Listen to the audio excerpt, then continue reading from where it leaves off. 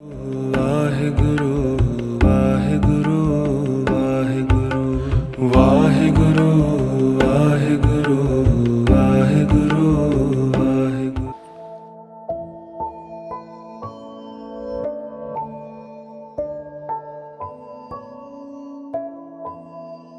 तिन्ना गुना विच हो के भी तिन्ना गुना तो अतीत है, तिन्ना काला विच हो के भी वो काल अतीत है, तिन्ना अवस्थावां विच हो के भी वो सारियां अवस्थावां तो अतीत है। वो है एक ओंकार, ओदा सरगुण रूप है। सतनाम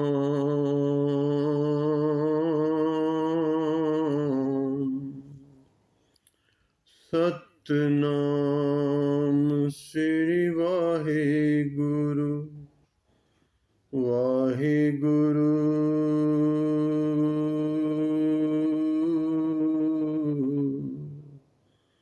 वाहिगुरु।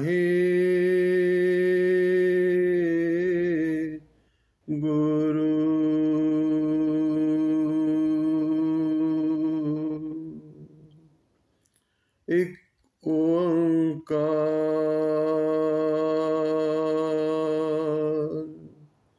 सतनाम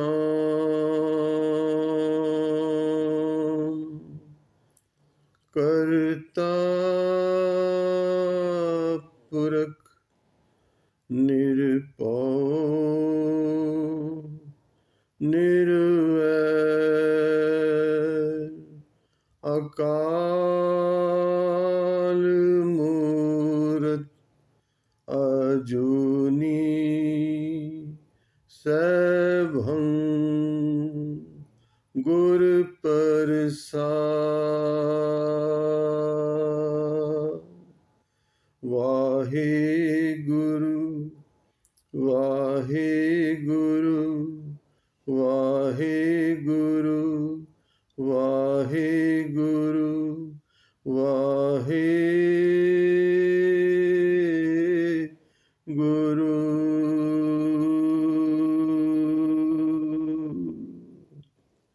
वाहिगुरु जी का खालसा, वाहिगुरु जी की फतेह। गुरु प्यारी साध संगत, आओ जो लड़ीवार विचार पावन बानी श्री आनंद साहब जी की कुछ रोज तो चल रही है, हुण तक 11 पौड़ियां दी विचार हुई है। आओ अगली 12वीं पौड़ी दी विचार नाल जुड़िए। पहला मूल पाठ, फिर जैसी जैसी मेरे गुरुदेव बख्शिश करनगे। आओ जुड़ो प्यार नाल। अगम अगोचरा तेरा अंत न पाया, अंतो न पाया किन्ह तेरा, आप न आप तू जाने। जी जंत सब खेल तेरा, क्या को आख वखाणे। आखे ता वेखै सब तू है, जिन जगत उपाया। कह नानक तू सदा अगम है, तेरा अंत ना पाया। कह नानक तू सदा अगम है, तेरा अंत ना पाया। इस पौड़ी विच गुरुदेव बख्शिश करते हैं कि उसका अंत नहीं पा सकता जी। जे कोई जतन करे कि मैं उसका अंत पा लवां, उसका अंत नहीं पाया जा सकता, उस विच लीन होया जा सकता। पिछली पौड़ी विच गुरुदेव ने बख्शिश की थी, सतगुर का उपदेश सुन तू होवे तेरे नाले। कहे नानक मन प्यारे, तू सदा सच संभाले। तू सदा उस गुरु तो उपदेश लैके, नाम मंत्र लैके, जब उस विच लीनता आ जाएगी तो सदा उस एक नूं ध्याया कर। उस दी संभाल भाव, उस विच मन नूं जोड़, बिरती नूं जोड़। पर नाल ही इस पौड़ी विच गुरुदेव समझा रहे हैं, जिस तरह कल विचार हुई सी पावन जपजी साहब जी दी पौड़ी विचों प्रमाण रूप विच कि गुरुदेव धन गुरु नानक देव जी महाराज किरपा करते हैं। नदियां अते वाह पवें समुंद ना जाने, ਨਦੀਆਂ ਤੇ ਵਹਿਣ ਤੁਰਦੇ ਤੁਰਦੇ ਤੁਰਦੇ ਤੁਰਦੇ ਜਾ ਕੇ ਸਮੁੰਦਰ ਵਿੱਚ ਲੀਨ ਹੋ ਜਾਂਦੇ ਹਨ, ਪਰ ਉਸ ਦਾ ਅੰਤ, ਉਸ ਦਾ ਥਾਂ ਨਹੀਂ ਪਾ ਸਕਦੇ, ਉਸ ਦਾ ਰੂਪ ਹੋ ਜਾਂਦੇ ਨੇ। ਇਸੇ ਤਰ੍ਹਾਂ ਪ੍ਰਾਣੀ ਮਾਤਰ ਲਈ ਉਪਦੇਸ਼ ਹੈ ਗੁਰਦੇਵ ਦਾ ਕਿ ਤੂੰ ਜਪਦਾ ਚਲਾ ਜਾ, ਜਪਦਾ ਚਲਾ ਜਾ, ਜਪਦਾ ਚਲਾ ਜਾ। ਇੱਕ ਦਿਨ ਆਏਗਾ ਤੂੰ ਜਪਦੇ ਜਪਦੇ ਉਸ ਨਾਮੀ ਵਿੱਚ ਲੀਨ ਹੋ ਜਾਏਗਾ। ਪਰ ਇਹ ਵਿਚਾਰ ਨਾ ਰੱਖੀ ਮਨ ਵਿੱਚ ਕਿ ਮੈਂ ਉਸ ਦੀ ਥਾਂ ਪਾ ਲਾਂਗਾ, ਉਸ ਦਾ ਅੰਤ ਪਾ ਲਾਂਗਾ। ਉਸ ਗੱਲ ਨੂੰ ਸਮਝਾਉਂਦੇ ਹੋਏ, ਜਿਸ ਤਰ੍ਹਾਂ ਧੰਨ ਗੁਰੂ ਨਾਨਕ ਦੇਵ ਜੀ ਮਹਾਰਾਜ ਨੇ ਸਮਝਾਇਆ, ਪਾਵਨ ਬਾਣੀ ਸ੍ਰੀ ਰਾਗ ਵਿੱਚ ਸ਼ਬਦ ਆਉਂਦਾ ਹੈ, ਤੂੰ ਦਰਿਆਓ ਦਾਨਾ ਬੀਨਾ, ਮੈਂ ਮਛਲੀ ਕੈਸੇ ਅੰਤ ਲਹਾਂ। हे परमात्मा, तू विशाल सागर ਦੀ ਤਰ੍ਹਾਂ ਹੈ ਤੇ ਮੈਂ ਉਸ ਵਿਸ਼ਾਲ ਸਾਗਰ ਵਿੱਚ ਤੇਰੀ ਰਚਨਾ ਇੱਕ ਮੱਛੀ ਹਾਂ, ਮੱਛੀ ਦੀ ਨਿਆਈ ਹਾਂ। ਤੂੰ ਸਭ ਕੁਝ ਦੀ ਜਾਣਨ ਵਾਲਾ ਹੈ, ਘਟ ਘਟ ਕੇ ਅੰਤਰ ਕੀ ਜਾਣਤ, ਭਲੇ ਬੁਰੇ ਕੀ ਪੀਰ ਪਛਾਨਤ। ਤੂੰ ਸਭ ਦੀ ਜਾਣਨ ਵਾਲਾ ਹੈ, ਸਭ ਨੂੰ ਰਚਣ ਵਾਲਾ ਹੈ ਤੇ ਸਭ ਨੂੰ ਦੇਖ ਰਿਹਾ ਹੈ, ਦਾਨਾ ਬੀਨਾ। ਤੇ ਮੈਂ ਮਛਲੀ ਦੀ ਨਿਆਈ ਹਾਂ, ਇੱਕ ਛੋਟਾ ਜਿਹਾ ਜੀਵ। हे परमात्मा, ਸਾਗਰ ਰੂਪੀ परमात्मा, ਮੈਂ ਤੇਰਾ ਅੰਤ ਕਿਵੇਂ ਪਾ ਸਕਦਾ? ਭਾਵ ਨਹੀਂ ਪਾਇਆ ਜਾ ਸਕਦਾ। ਇੱਥੇ ਗੁਰਦੇਵ ਸਮਝਾ ਰਹੇ ਹਨ, ਅਗਮ ਗੋਚਰਾ ਤੇਰਾ ਅੰਤ ਨਾ ਪਾਇਆ, ਅੰਤੋਂ ਨਾ ਪਾਇਆ ਕਿਨੈ ਤੇਰਾ, ਆਪਣਾ ਆਪ ਤੂੰ ਜਾਣੇ। ਤੂੰ ਆਪਣੇ ਆਪ ਨੂੰ ਆਪ ਹੀ ਜਾਣਦਾ ਹੈ, ਤੈਨੂੰ ਕੋਈ ਦੂਜਾ ਨਹੀਂ ਜਾਣ ਸਕਦਾ। ਇਹ ਵੱਡ ਉੱਚਾ ਹੋਵੇ ਕੋਏ, ਤਿਸ ਉੱਚੇ ਕੋ ਜਾਣੇ ਸੋਏ। ਤੇਰੇ ਬਰਾਬਰ ਕੋਈ ਹੋਏਗਾ ਤਾਂ ਹੀ ਤੈਨੂੰ ਜਾਣ ਸਕੇਗਾ ਨਾ। ਤੇਰੇ ਬਰਾਬਰ ਤੇ ਕੋਈ ਹੈ ਨਹੀਂ, ਕੋਈ ਦੂਜਾ ਹੈ ਹੀ ਨਹੀਂ, ਤੇ ਤੈਨੂੰ ਜਾਣੇਗਾ ਕਿਵੇਂ? ਤੂੰ ਆਪਣੇ ਆਪ ਨੂੰ ਆਪ ਹੀ ਜਾਣਨਾ ਹੈ। ਅਗਮ ਅਗੋਚਰਾ, ਇਹ ਸ਼ਬਦ ਬਾਰ-ਬਾਰ ਬਾਣੀ 'ਚ ਆਉਂਦਾ ਹੈ ਤੇ ਅੱਗੇ ਚੱਲ ਕੇ ਆਏਗਾ ਵੀ। ਇਸ ਸ਼ਬਦ ਦੇ ਅਰਥ ਧਿਆਨ ਨਾਲ ਵਿਚਾਰ ਲਈਏ, ਬਾਣੀ ਦੇ ਅਰਥ ਸਮਝਣ ਵਿੱਚ ਆਸਾਨੀ ਹੋ ਜਾਏਗੀ। ਅਗਮ ਕਹਿੰਦੇ ਨੇ ਸਾਡੇ ਜੋ ਮਨ ਦੇ 4 ਅੰਗ ਹਨ, ਮਨ, ਚਿੱਤ, ਬੁੱਧ ਤੇ ਹੰਕਾਰ, ਜਿਸ ਨੂੰ ਸ਼ਾਸਤਰਾਂ ਵਿੱਚ ਚਤੁਸ਼ਟ ਅੰਤਸ਼ਕਰਨ ਵੀ ਕਿਹਾ ਹੈ, ਜਿਸ ਨੂੰ ਗੁਰਦੇਵ ਨੇ ਜਪਜੀ ਸਾਹਿਬ ਦੀ ਬਾਣੀ ਵਿੱਚ ਕਿਰਪਾ ਕੀਤੀ ਹੈ, ਸੁਰਤ, ਮਤ, ਮਨ, ਬੁੱਧ। ਇਹ 4 ਜੋ ਅੰਗ ਹਨ ਸਾਡੀ ਇਨਰ ਫੈਕਲਟੀ ਦੇ, ਉਹਦੇ 4 ਜੋ ਹਿੱਸੇ ਹਨ, ਮਨ, ਚਿੱਤ, ਬੁੱਧ ਤੇ ਹੰਕਾਰ, ਉਹਨਾਂ ਦੁਆਰਾ ਇਹ ਪਰਮਾਤਮਾ ਨੂੰ ਨਹੀਂ ਜਾਣਿਆ ਜਾ ਸਕਦਾ। ਨਾ ਬੁੱਧੀ ਦੀ ਪਹੁੰਚ ਹੈ। ਪਰਮਾਤਮਾ ਕੱਲ੍ਹ ਵੀ ਜ਼ਿਕਰ ਆਇਆ ਸੀ, ਮਨ ਤੇ ਬਾਣੀ ਦਾ ਵਿਸ਼ੇ ਹੀ ਨਹੀਂ ਹੈ। ਬਾਣੀ ਉਤਨਾ ਹੀ ਉਚਾਰਨ ਕਰ ਸਕਦੀ ਹੈ ਜਿਤਨੀ ਉਸਦੀ ਪਹੁੰਚ ਹੈ, ਜਿਤਨਾ ਉਸਨੇ ਦੇਖਿਆ, ਸੁਣਿਆ, ਸਮਝਿਆ, ਉਸ ਤੋਂ ਅੱਗੇ ਤੇ ਨਹੀਂ ਕਰ ਸਕਦੀ। ਤੇ ਮਨ ਵੀ ਉਨਾ ਹੀ ਜਾਣਦਾ ਹੈ ਜਿਤਨਾ ਦੇਖਿਆ ਸੁਣਿਆ ਹੈ, ਬੁੱਧੀ ਵੀ ਉਤਨਾ ਹੀ ਜਾਣਦੀ ਹੈ ਜਿਤਨਾ ਦੇਖਿਆ ਸੁਣਿਆ, ਤੇ ਉਹ ਪਰਮਾਤਮਾ ਦੇਖਣ ਸੁਣਨ ਤੋਂ ਬਹੁਤ ਅੱਗੇ ਹੈ, ਅਗਮ ਹੈ। ਤੋ ਅਗਮ ਉਸ ਨੂੰ ਕਹਿੰਦੇ ਨੇ ਜੋ ਮਨ ਬੁੱਧੀ ਤੋਂ ਪਰੇ ਹੋਵੇ, ਜਿਸ ਨੂੰ ਮਨ ਬੁੱਧੀ ਕਰਕੇ ਨਾ ਜਾਣਿਆ ਜਾ ਸਕੇ। ਅਗੋਚਰ ਉਸ ਨੂੰ ਕਹਿੰਦੇ ਨੇ ਜਿਵੇਂ ਸਾਡੇ ਪਾਸ ਸਰੀਰ ਦੇ 5 ਗਿਆਨ ਇੰਦਰੇ ਤੇ 5 ਕਰਮ ਇੰਦਰੇ ਹਨ। ਸਾਡੇ ਹੱਥ ਪੈਰ, ਸਾਡੀਆਂ ਅੱਖਾਂ, 5 ਕਰਮ ਇੰਦਰੇ ਹਨ। ਹੱਥ ਪੈਰ, ਰਸਨਾ ਜਿਹਦੇ ਦੁਆਰਾ ਅਸੀਂ ਬੋਲਦੇ ਹਾਂ, ਇਹ ਕਰਮ ਇੰਦਰਾ ਹੈ। ਤੇ 2 ਅੰਗ ਸਰੀਰ ਦੇ ਥੱਲੇ ਹਿੱਸੇ ਜਿੱਥੇ ਦੁਆਰਾ ਅਸੀਂ ਸਰੀਰ ਦਾ ਮੈਲਾ ਬਾਹਰ ਕੱਢਦੇ ਹਾਂ, ਇਹ ਕਰਮ ਇੰਦਰੇ ਹਨ। ਗਿਆਨ ਇੰਦਰੇ ਹਨ, ਅੱਖਾਂ ਦੁਆਰਾ ਦੇਖਦੇ ਹਾਂ, ਕੰਨਾਂ ਦੁਆਰਾ ਸੁਣਦੇ ਹਾਂ, ਨੱਕ ਦੁਆਰਾ ਸੁੰਘਦੇ ਹਾਂ, ਔਰ ਜੋ ਜੀਵਾ ਗਿਆਨ ਇੰਦਰਾ ਵੀ ਹੈ, ਇਹਦੇ ਦੁਆਰਾ ਰਸ ਚੱਖਦੇ ਹਾਂ। ਤੇ ਫਿਰ ਚਮੜੀ ਹੈ ਜਿਹਦੇ ਦੁਆਰਾ ਅਸੀਂ ਸਪਰਸ਼ ਕਰਕੇ ਦੇਖਦੇ ਹਾਂ, ਠੰਡਾ ਹੈ, ਗਰਮ ਹੈ, ਸਖਤ ਹੈ, ਨਰਮ ਹੈ। ਤੇ 5 ਗਿਆਨ ਇੰਦਰੇ ਨੇ। ਇਹਨਾਂ ਇੰਦਰੀਆਂ ਦੁਆਰਾ ਭਾਵ ਸਰੀਰ ਦੁਆਰਾ ਵੀ ਉਸ ਤੱਕ ਨਹੀਂ ਪਹੁੰਚਿਆ ਜਾ ਸਕਦਾ। ਇਸ ਕਰਕੇ ਉਸ ਨੂੰ ਕਿਹਾ ਅਗੋਚਰ। ਜੋ ਸਰੀਰ ਦੇ 5 ਕਰਮ ਇੰਦਰੇ, 5 ਗਿਆਨ ਇੰਦਰੀਆਂ ਦੁਆਰਾ ਨਾ ਜਾਣਿਆ ਜਾ ਸਕੇ ਉਸ ਨੂੰ ਕਹਿੰਦੇ ਨੇ ਅਗੋਚਰ। ਤੇ ਜੋ ਮਨ ਬੁੱਧੀ ਤੱਕ ਵੀ ਜੀਵੀ ਜਿੱਥੇ ਤੱਕ ਪਹੁੰਚ ਨਹੀਂ ਹੈ ਉਸ ਨੂੰ ਕਹਿੰਦੇ ਨੇ ਅਗੰਮ, ਮਨ ਬੁੱਧੀ ਤੋਂ ਪਰੇ। ਇੱਥੇ ਗੁਰਦੇਵ ਨੇ ਸਮਝਾਇਆ ਅਗੰਮ ਅਗੋਚਰਾ, ਇਹ ਅਗੰਮ ਪਰਮਾਤਮਾ ਮਨ ਬੁੱਧੀ ਤੋਂ ਅੱਗੇ, ਸਰੀਰ ਦੇ ਪਹੁੰਚ ਤੋਂ ਅੱਗੇ ਤੇਰਾ ਅੰਤ ਨਾ ਪਾਇਆ। ਕੋਈ ਪਾ ਹੀ ਨਹੀਂ ਸਕਦਾ ਅੰਤ, ਸਾਡੇ ਕੋਲ ਕੋਈ ਸਾਧਨ ਹੀ ਨਹੀਂ ਹੈ। ਅੰਤੋਂ ਨਾ ਪਾਇਆ ਕਿਨੇ ਤੇਰਾ, ਆਪਣਾ ਆਪ ਤੂੰ ਜਾਣੇ। ਕਿਸੇ ਤੇਰਾ ਅੰਤ ਨਹੀਂ ਪਾਇਆ, ਆਪਣਾ ਆਪ ਤੂੰ ਆਪ ਹੀ ਜਾਣਨਾ ਹੈ।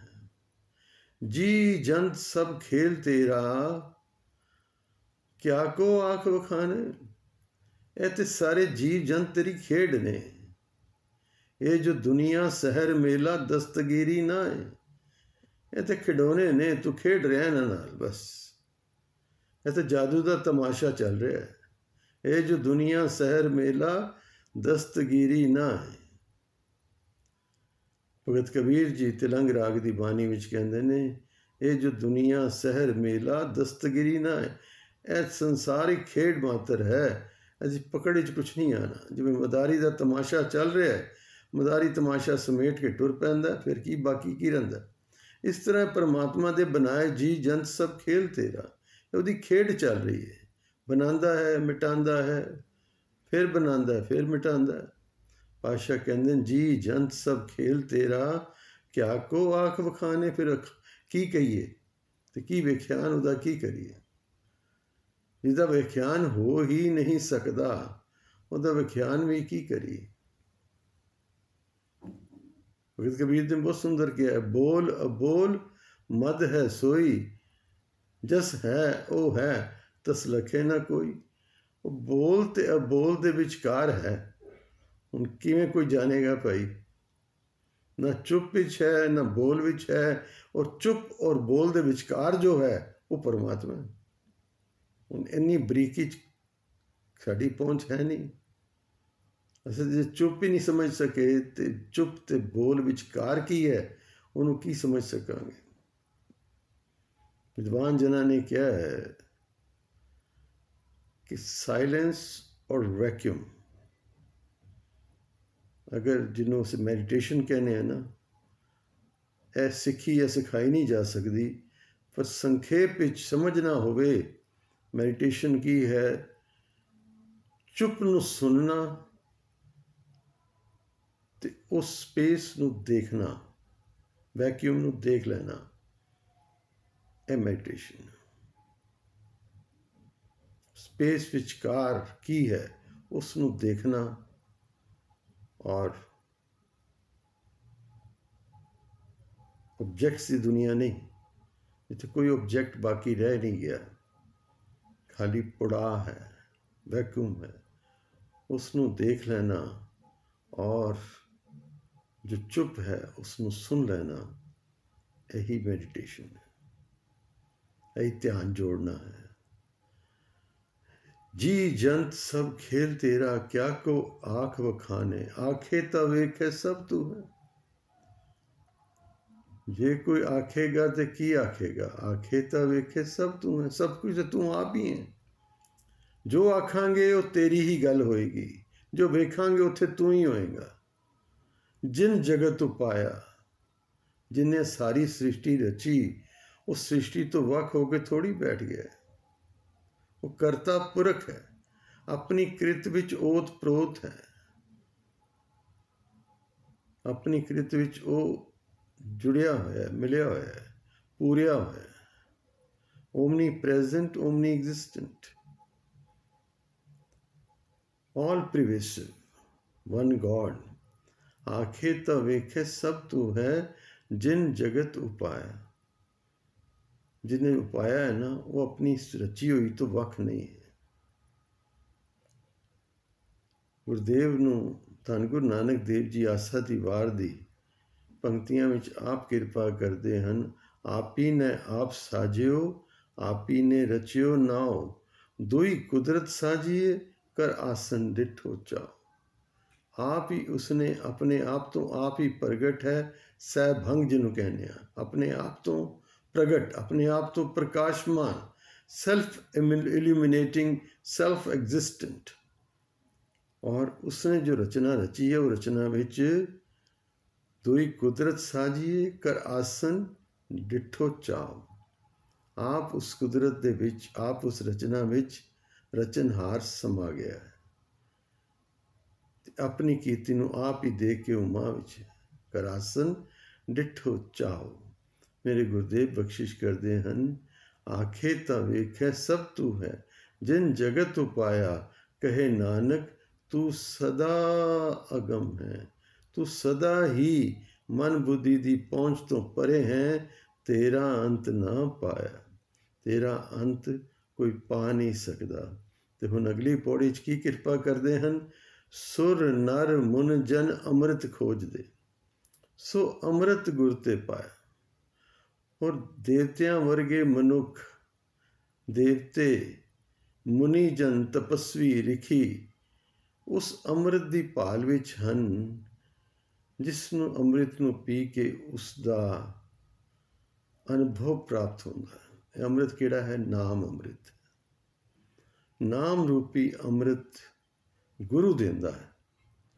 तो उस नाम नूं जपदे जपदे अवस्था बनती है। जिन्हां ने मानी है, गुरुदेव बाणी च बख्शिश करते हैं, चिम चिम बरसै अमृत धारा, मन पीवै सुन शब्द विचारा। चिम चिम अंदर अमृत वर्खा होंदी है। जदों जिग्यासू अमृत वेले चौंकड़ा मार के बैठदा उस परमेश्वर के प्यार विच, नाम जपदा है, तो अंदरों जिवें एक अमृत की धार चिम चिम वर्षा कर रही है। अंतशकरण भिज जाता है, मन आत्मा भिज जाते हैं उस प्यार विच। इंज लगता है जिवें कोई झरना बह रहा अंदर ही, कोई वर्खा हो रही है अमृत की। वो अमृत की तलाश विच देवते भी हैं, मुनिजन भी हैं, तपस्वी इंसान भी है, जिहड़े जुड़े हुए हैं। सुर नर मुंजन अमृत खोज दे, सो अमृत गुर ते पाया। पूਰਨ सतगुरु कोलों यह नाम रूपी अमृत प्राप्त होता है, जिन्हों जप के वो अंतशकरण भिज जाता है। हर अमृत भिन्ने लोए ना, मन प्रेम रतना राम राजे। नेत्रां विच भी वो अमृत रस झलकदा है। हर अमृत वेले जो नाम जपते हैं ना, हर अमृत भिन्ना अमृत के रंग विच रंगिया जाता है मनुष्य। सुर नर मुंजन अमृत खोज दे, सो अमृत गुर ते पाया। पाया अमृत गुर कृपा कीनी। ये अमृत गुरु ने कृपा करके बख्शिश किया है। सच्चा मन वसाया। तो इस नाम अमृत द्वारा वो सच्चा जो है ना, जिसनों पिछली पौड़ी गुरुदेव ने कहा, तू सदा सच संभाले, वो सच्चा मन विच बस जाता है।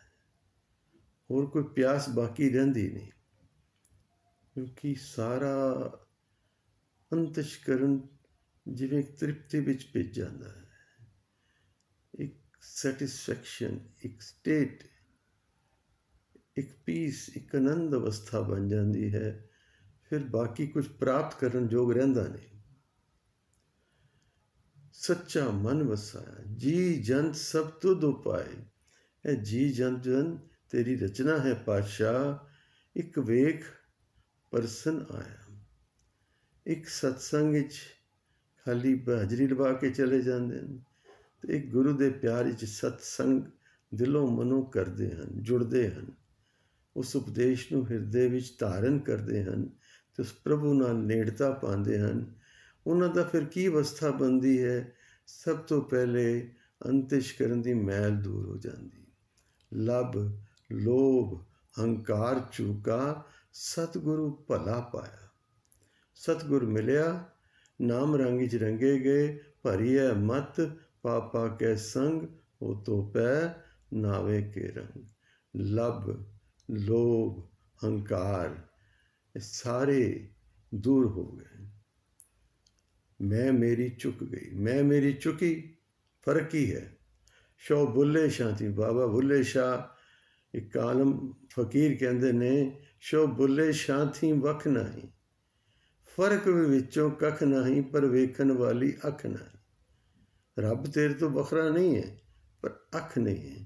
पर जदों अख मिली, गुरु ने अख दिती, जद अखियां दित्तियां मुरशद ने, हर वेख्या हर हर शान अंदर।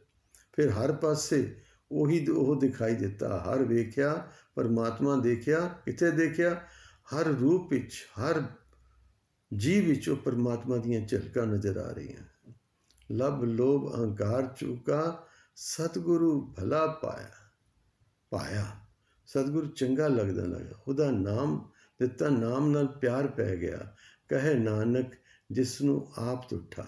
ਪਰ ਦਾਤ ਗੁਰਦੇਵ ਧੰਨ ਭਤੀਜੇ ਨਾਨਕ ਧੰਨ ਗੁਰੂ ਅਮਰਦਾਸ ਪਾਤਸ਼ਾਹ ਕਹਿੰਦੇ ਨੇ, ਜਿਸ ਤੇ ਉਸਨੇ ਕਿਰਪਾ ਕੀਤੀ, ਜਿਸ ਤੇ ਉਸਨੇ ਬਖਸ਼ਿਸ਼ ਕੀਤੀ। ਕਹੇ ਨਾਨਕ ਜਿਸ ਨੂੰ ਆਪ ਤੁਠਾ ਭਾਵ ਖੁਸ਼ ਹੋ ਗਿਆ ਜਿਸ ਤੇ। ਇਸ ਲਈ ਧੰਨ ਗੁਰੂ ਅੰਗਦ ਦੇਵ ਜੀ ਮਹਾਰਾਜ ਨੇ ਕਿਹਾ, ਮੰਗ ਕੇ ਲਿੱਤਾ ਤੇ ਕੀ ਲਿੱਤਾ? ਇਹ ਕਿਨੇਹੀ ਦਾਤ ਆਪਸ ਤੇ ਜੋ ਪਾਈ। ਜੋ ਮੰਗ ਕੇ ਲਈ ਉਹ ਕੋਈ ਦਾਤ ਥੋੜੀ ਗੱਲ ਬਣੀ। ਦਾਤ ਤੇ ਉਹ ਜੋ ਖੁਸ਼ ਹੋ ਕੇ ਦੇਵੇ। ਨਾਨਕ ਸਾਕਰ ਮਾਤ ਆਸਾ ਦੀ ਵਾਰ 'ਚ ਸ਼ਲੋਕ ਆਉਂਦਾ ਹੈ, ਇਹ ਕਿਨੇ ਹੀ ਦਾਤ। ਧੰਨ ਗੁਰੂ ਅੰਗਦ ਦੇਵ ਪਾਤਸ਼ਾਹ ਬੜੀ ਅਤ ਨਿਮਰਤਾ 'ਚ ਆ ਕੇ ਕਹਿੰਦੇ ਨੇ, ਇਹ ਕਿਨੇ ਹੀ ਦਾਤ ਆਪਸ ਤੇ ਜੋ ਪਾਈਏ। ਨਾਨਕ ਸਾਕਰ ਮਾਤ ਸਾਹਿਬ ਤੁਠੇ ਜੋ ਮਿਲੇ। ਜੋ ਖੁਸ਼ ਹੋ ਕੇ ਦੇਵੇ। तो खुशी हो या गम, तेरे प्यार की कसम है मंजूर हमें, तू जो भी दे। बड़ा प्यारा गीत है, बड़ा मन नूं छूंदा है। तू जो भी दे, खुशी हो या, एक अवस्था बन जाए।